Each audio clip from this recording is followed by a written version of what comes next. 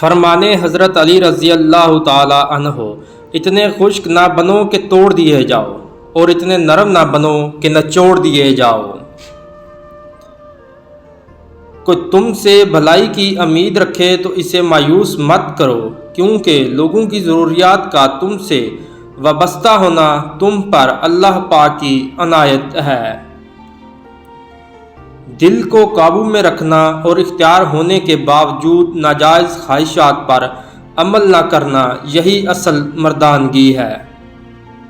مجھے تعجب ہے اس شخص پہ جو اپنی برائیوں کو جانتا ہے لیکن جب اسے برا کہا جائے تو ناراض ہو جاتا ہے۔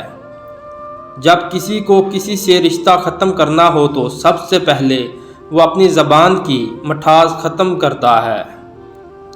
رشتوں کی خوبصورتی ایک دوسرے کی بات کو برداشت کرنے میں ہے۔ بے عیب انسان تلاش کرو گے تو اکیلے رہ جاؤ گے۔ جو انسان کسی کے احسان کا شکر گزار نہیں ہے وہ آئندہ ضرور اس سے محروم ہو جاتا ہے۔